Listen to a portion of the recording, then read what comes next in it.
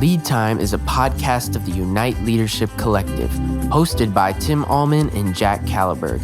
Lead Time taps into biblical wisdom for practical solutions to today's burning issues. Each podcast confronts real-time struggles facing the local church in a post-Christian culture. Step into the action with the ULC at uniteleadership.org. This is Lead Time. Hey, pastor and church leader, do you ever feel stuck and you don't know the right next thing to do with discipleship, in multiplying disciples, in putting together structure and systems, but also not losing this organic need to maintain a culture of life-on-life discipleship centered in your big why? All of those things that I just threw out, if you're like, I don't even know what you said. I don't even know how that fits in our world here in our congregation.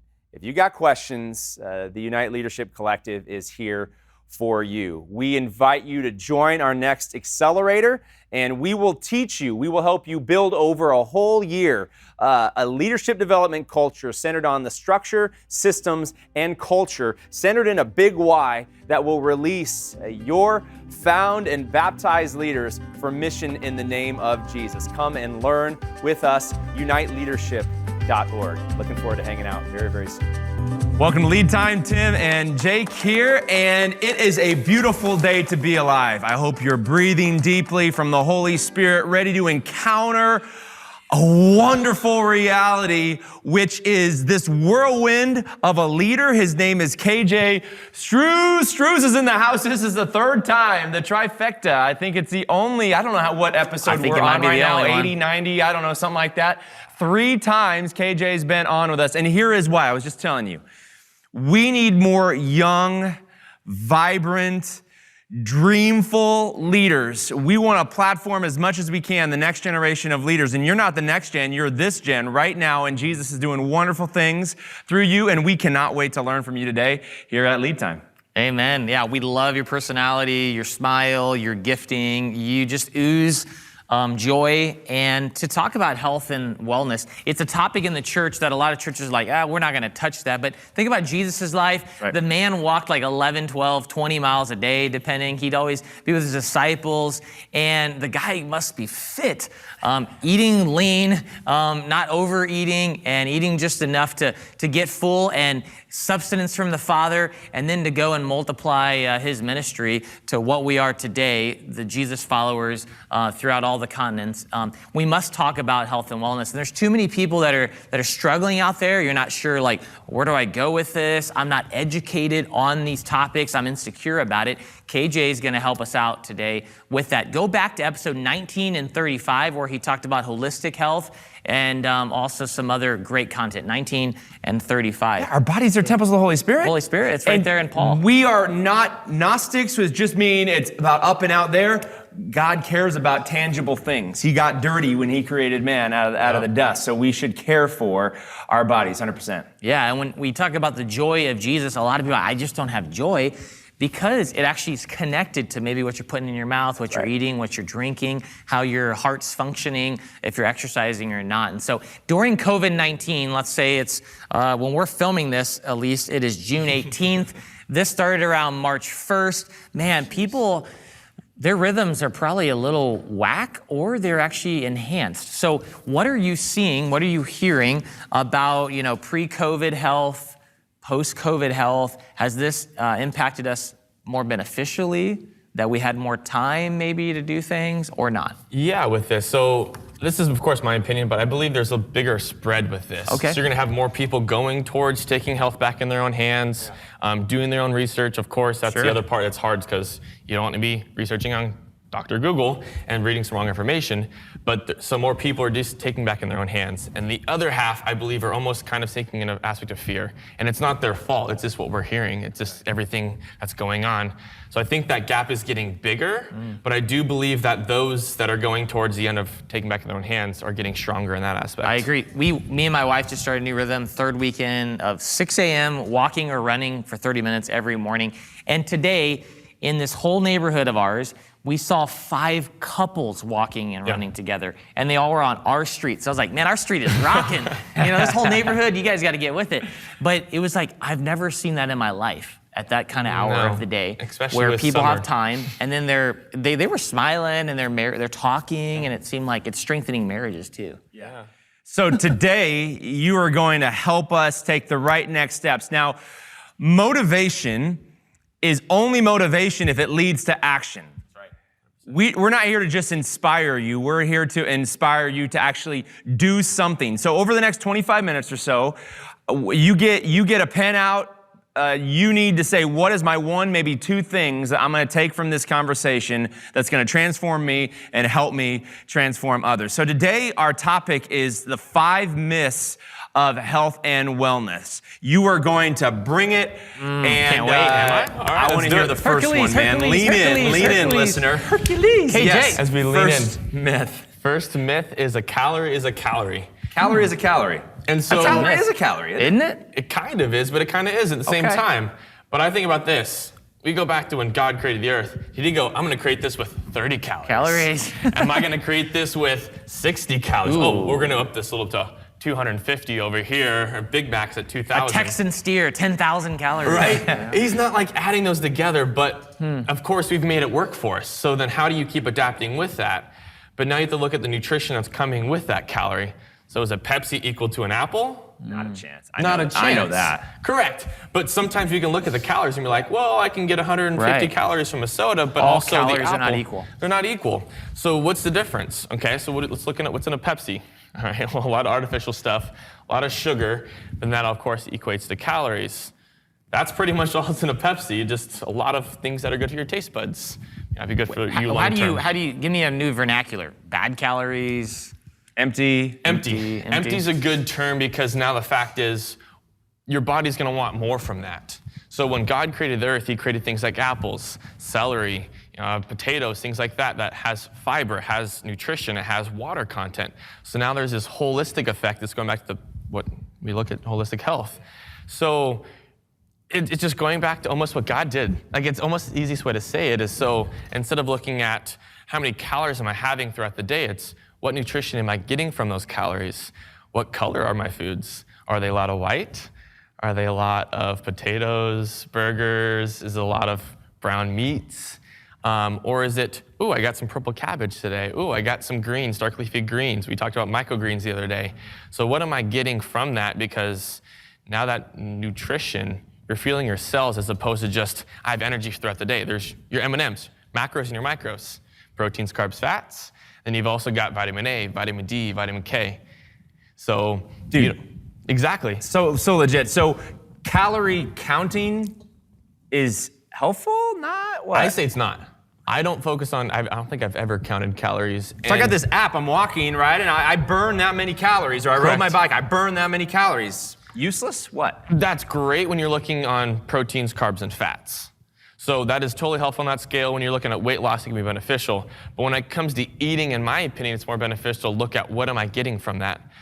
If you're looking at counting something, I would count how much fiber you're getting. There's a lot of research on fiber, and I look at how much fat you're getting, beneficial fat, not trans fat, saturated fat. How much am I getting from olive oil, avocados, walnuts, beneficial things. So it's a totally different thing to look at. And I don't even count, like fat is 9 grams or 9 calories per gram instead of the 4 coming from proteins and carbs. Now take notes right there, right? That's a little tip. Alcohol is 7 if you want to know. But you're looking at, I don't even count those calories, those 9. You just look at, I'm getting beneficial food, I'm eating whole foods that God gave me on this planet. When kind of in my mind as a child, learning probably high school, it's like, oh, it's around 2,000 calories needed for my body average type American, per I mean, that's what you day see and on all labels, that. right? 2,000, this And is it's the average, all yeah. according to that label. You're kind of throwing that to the side, wanting to count better, not even count, but say I'm eating the right things. Correct. Can you overeat vegetables and fruit? No. Because you're kind of putting aside. I love that. So you could eat 4,000 calories of that, 3,000. That's like really hard, by the way, So right? I mean, I'm actually reading a book called How Not to Diet. And he actually wrote How Not to Die and a bunch of other books, and I'm going to go through all of his because he's is super this? interesting. Dr. Greger, I believe his name is.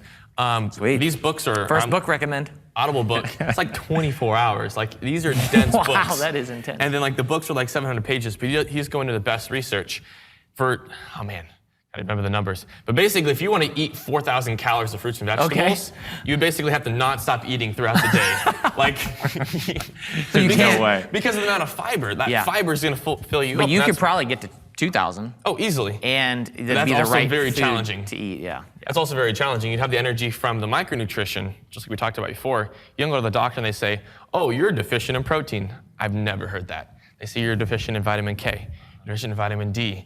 These are the things that we need to be focusing on at the same time. That's why paleo kind of goes that route a little bit. Say, let's focus on some micronutrition, what we're missing.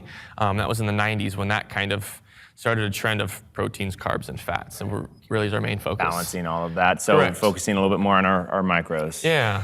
I did a metabolic reset again with my wife. We've done it the last 2 years in June. And we go no oils for the first 2 weeks. Okay. And just eat, so it's limited caffeine, no alcohol, and it's a piece of bread, rye bread.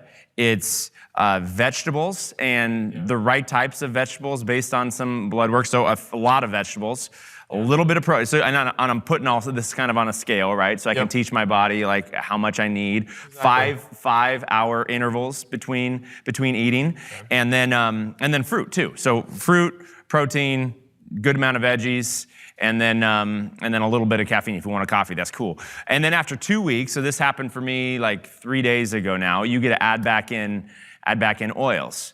And so my oils are ghee, flaxseed oil, put that over salads, and then coconut oil. So all that to say, I got around to coconut oil. And I've gotten numerous people, 3 people, okay, who said, I've seen some bad things about coconut oil.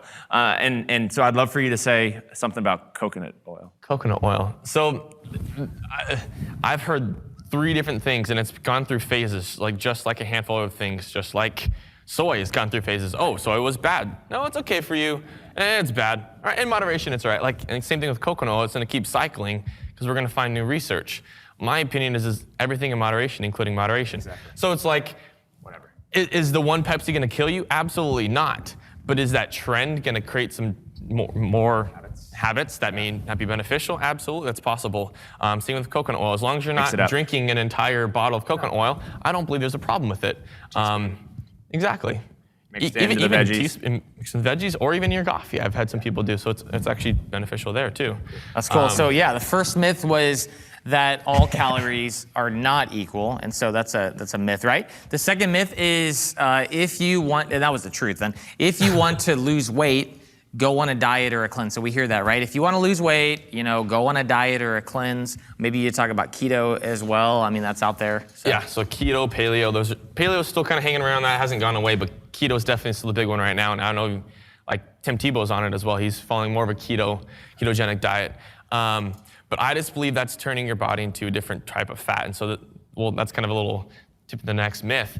But in general, if you want to lose weight and you want to keep it off, let's find a way to incorporate to your lifestyle. So what I like to talk about is principles.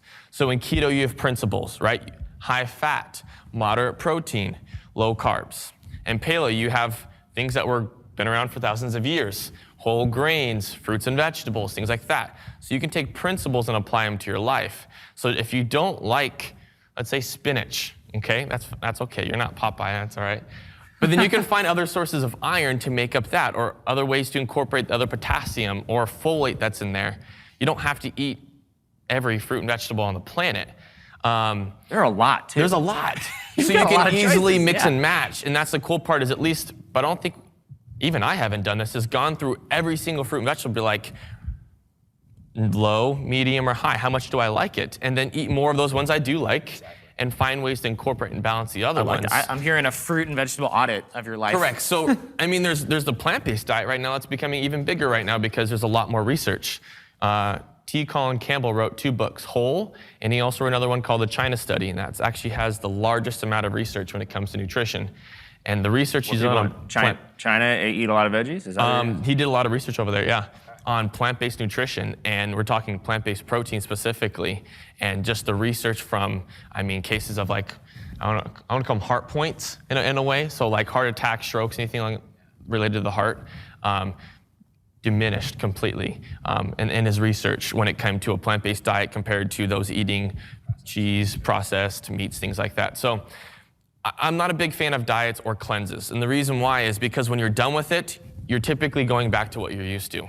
And so if you can apply small habits, small rituals every single day. So if your goal is to lose 15 pounds, which is probably a lot of us, because we're like, okay, well, especially with the COVID-15, isn't that what you want to call it, right? And so we're looking at how can we incorporate small things to create lifelong change. And I believe health is a lifestyle as opposed to a 2-month cleanse, or as opposed to a 3-month keto cycle that it's going to fall off when it gets hard. Yeah, and one of your values too with health and wellness is education. I mean, you're educating us now, and so a lot of the times those diets, you see a big impact, but you're not educated on how to have those different disciplines. Well, just give us a few, 2 or 3 kind of tips, ways to live better without taking this full diet on. But what can we do? You've said a few things, but other new things for us? Like, how could I lose a little weight, but have it established through new habits? Okay, so one I love, I think I talked about it last time, is intermittent fasting. Right. And it doesn't have to be set to a schedule. I'm not a big fan of 16-8. I'm not a big fan of 20-4. I'm a big fan of listening to your body. So these are hours of fasting window, and there's an eating window. I believe you should listen to your body. So some days I only fast for 10 hours. Some days I can fast for up to 18 to 20. So it just depends on what I'm doing and how active I am. So let's pause there, because I'm doing that too. I mean, I know you've done it, and just like my body has gotten attuned to around 7:30 to 8 at night, kind of stop eating. And then at 11 o'clock, I have my Green Vibrant shake ready to go. But then I do eat like an hour later. But it's like at 8, 9, 10, drinking water and coffee throughout. This is decaf, by the way. But that's working for me. Why am I doing that? Like, what is that doing to my body that's actually helpful? Giving it a break. Yeah. So normalize that language, right? Giving your gut a break. Giving your gut a break and giving your entire body a break. So when you're consuming anything with a calorie, whether it be protein. With a calorie. Exactly. With what we call calories, is your body is going to have a response of saying, I need to break this down. I need to digest it. That's priority number 1, and everything else pretty much slows down. Doesn't shut down, but it slows down. So your growth of your cells slow down. Your repair of your cells slow down. A process called apoptosis, which is a natural cell death. Ones that you want to die dying off. So all this is going to slow down. So this is almost like a reset button, giving your body a break. Every day. Taking the weight off every single day. And there's also the other aspect of some people just fast for 2, 3, 4 days in a month, and they're good. Because you're still giving your body a break at once. It's like the hard aspect. Yeah, you can work it, but you can't overwork it. Otherwise, it's gonna tap out a little bit sooner than you hope. You make me think of our cars, right? Yeah. If you drove it 24 hours a day, all the time, it's gonna have a wear and tear versus, my truck sits for 12 hours just idle at night. So one of the biggest windows you maybe want, when is my biggest window? Right. Well, finish eating at 6 or so. Yeah. And maybe eat your breakfast then at 7. I'm not a huge math guy, but I think that's a fair Correct.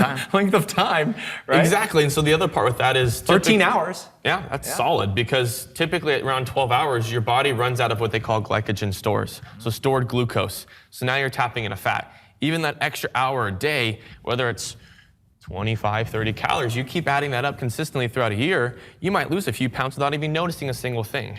And that's the cool part. It's very easy to implement, but people are like, oh, wow, I can't eat for 16 hours. And that's because, same thing with keto. Oh, I have to eat this, this, and this. Says who? Like, make it adaptable to your lifestyle, because freedom. Jake's different than me. Tim's different than me. Adam's different than me. What you're gonna do that day, Correct. working out at what time. And then you're eating gonna be more different energy. tomorrow. That's the crazy part. Marlon, you're different than us. Exactly. Yeah. So we're all different, and technically we're growing and we're adapting every single day. That's the hard part. But that's also, I believe, the challenge, and I think that's the fun part too. So we just broke that myth. If you wanna lose weight, go on a diet or a cleanse. No, eat healthier and have different rhythms that work for you. Yeah, establish new habits. The third one, the next myth is what? The next myth is fat makes you fat. We kind of touched on it, like I said, with Fat coconut. makes you fat. So Fat makes you PH-AT, Is that a maybe. fat? We want, that's an old school word, yeah. Right. But not fat makes you fat. not fat. And why? This goes back into what else you're doing. Like, not one thing is gonna make you sick, not one thing is gonna make you well. So like I talked about coconut oil, not you're eating 1 tablespoon or even 1 teaspoon of coconut oil is not gonna make you fat. It's not staying active consistently as well. It's eating over in excess what you need of your proteins, carbs, and fats, because your body's gonna store that for fuel. That's the way God designed us. You know, when we had to go hunt for our food more so than and pick our own apples instead of having an apple put on your plate, like, cool, that was easy, I paid $2. Like, that was so simple. And so, wow, it's simple days, right? Well, yeah, I mean, just the thought of like, we go to the gym and we work out, and before there weren't gyms because you worked out as you walked and as you worked and gathering. Consistent moderation exercise as opposed to condensed. And I believe that's actually a good way to go too, and if someone doesn't want to go to the gym, that's totally fine. But like, you almost go back to that old model of like, let me go do 15 push-ups in between commercials. Like, just staying consistently active. Like, I know my Apple Watch, that's one of the 3 rings. Move. It'll tell you I think once an hour, if you're sitting, stand up. Like, move, get that body moving, because that consistency of stagnation isn't beneficial. So you got to get up right now. I got to get up right now. Yeah. All right. So here's the reality too. We're going to be going deep into a book called Limitless. Limitless is a book by Jim Quick. Yeah. That I actually just read it. Did you? Do you like it? That's awesome. Yeah, it was pretty good. Pretty epic, right? Brain science stuff. But one of the and it feels good to stand. It does. One of the things we tall. learned is 25 minutes on and then at least 5 minutes off. Yep. Do you remember that? Yep. Pomodoro effect or something like that? Pomodoro principle, yeah. Did I get that? Okay, Yeah. cool. Pomodoro. So 25 minutes on. If you've been doing the same things for 25 minutes or more, it could be at work and you've not switched it up, moved, whatever. We just You're did that. not getting maximum effect. And switching it up could be turning it off right now and going and saying, I'm going to apply X principle to my life. 25 on for speaking. You know, to hear something. We're trying to keep our podcast around the 25-minute mark now because we want people to then move toward action. Any response to that? Small, simple steps. And so we're going to the myth of fat makes you fat. So we're going back to that habit concept of small, simple steps. So have a little bit of beneficial fat. Don't go towards the saturated, the trans fats, things like that, because of course those are going to have an easier time of transferring to fat. But if you're looking at things in walnuts, avocados, they've actually found that being burned as fuel much easier as opposed to, so there's calories, not a calorie, not all calories are calories. But it's the fat aspect of not all fats are the same either, not created equal. So, Good. Yeah. Awesome. Stay and sit. It's up to you. That's it. I'll keep moving. I love it. All right, number 4. The myth here, numero 4, is supplements make you healthy. Interesting. Everyone likes supplements, or you hear about them like, oh, all these supplements. So supplements make you healthy. And I'm the supplement guy too, so this is interesting. I was sitting here, I was actually researching a lot on the internet and trying to see what the common myths are so I could talk about common myths. But at the same time... You're just too tall. We need to get you in the camera. Oh, hey, I'm down here. It's okay. It almost inhibits us. So just like taking something, we don't want to create as much action because you're taking that. So because I'm taking a multivitamin, I don't have to eat my fruits and vegetables now. So it almost inhibits us. So I'd rather have someone go eat more fruits and vegetables. The real thing. Exactly, which crazy statistic is an apple is 263 times more absorbable than ascorbic acid, which is the vitamin C in pills, emergency, things like that, which is 98% of the market. So why wouldn't you just eat the apple instead? Because that also has another 499 beneficial phytochemicals that God's put on the planet that have a synergistic effect as opposed to just one component. It's also probably cheaper. It's a lot cheaper, and you can get a lot more out of it. So, but it's going back to the aspect of less than 24% of people actually eat their minimum 5 servings of fruits and vegetables, which is only 5 cups. So technically, a good sized salad would put you there, which is kind of scary because to me, that's somewhat simple, but that's also kind of how I've been raised and that's how I've implemented myself. But not everybody's had that, I guess, blessing you want to call it. So supplements make you healthy. So how can we find ways to make ourselves healthy and then add an extra supplement to, of course, boost it? So if I'm missing some gaps of iron and supplementing whole food, so there's whole food multivitamins, go that route as opposed to man-made synthetic minerals that are super duper cheap that cost you $8.50 and it'll last you 3.5 months. So like you also pay for what you get at that same time. So first, let's go to what God gave us, fruits and vegetables. Yes. Secondly, if you do supplement, go to whole food, plant-based supplementation. That way you do get the absorbability from God as opposed to man-made synthetics. So drop one or two of those supplements. Correct. Specific. But you. I'm asking you to tell us. Tell us. If we're deficient, we what are always some, have to go buy something after this show. We do. So just as what it is. Tell us what to buy next. What to buy next? Oh, man. So my one big supplement now, last time it was Green Vibrance, and I still love Green Vibrance and Max Vibrance. That's seriously the best stuff. But the other thing is, when we're eating our foods, we're not breaking it down as well as we should. So enzymes. I mentioned this to you last time. I actually had an enzyme when Should I chew more? Yes and no. So your body has a natural bank, if you want to think of it, of these enzymes. Protein ones, carbohydrate ones, and fat ones. So break down each type. Then you also have simple sugars and things like lactose, which breaks down, or lactase, which breaks down. There are enzymes that are breaking down all those milk different sugar things? So if you think about when we're born, right, and you're breastfed, right. There's an enzyme, or there's a sugar in there called lactose, right? And now we're running into people that are lactose intolerant when they're 20, 30, 40, 50, in those latter ages. But yet we could break that down when we're babies. I just believe we ran out of those enzymes. Are you saying those people ran out of the breastfed or something? No, they just ran out of those enzymes. They're tapping them out. Sick. So they're having not excess dairy, but they're having more dairy than they probably could. So genetically, we do have a certain amount in the bank. So God put a certain amount of carbohydrate breaking down enzymes in you, and protein ones. And so the more you use them, the less you have. So some people have inflammation of the joints. Sometimes that can be root caused as not breaking down your proteins, and that protein stays in your system and turns into uric acid, and your body wants to attack that uric acid. We hear arthritis and gout. And the way against that is to raise your enzyme, perhaps. And so there's some enzymes with meals. We take a pill for enzymes? Take an enzyme with your meal, so that's going to do two things. That's what you took the other day when we were at lunch. Yeah. What are you taking? Taking off the body, like I talked about before, giving your body a break, because your body only has enough certain amount of these.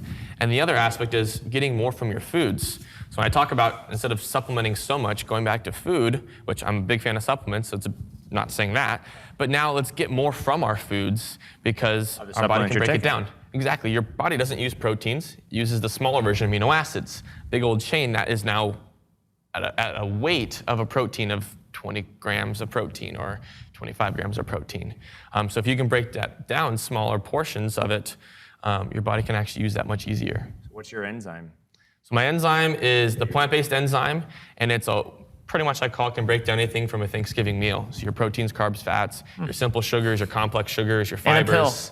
In a pill. In a pill. Hey, you got any of that stuff right here? Yeah, come on, man. This is good stuff. Yeah, he does. You want to bet? Yeah, he does. Let's How much for that, actually, right now? I never leave my house without it. Boom. I never leave it. It looks like a mince in there Yeah. or something.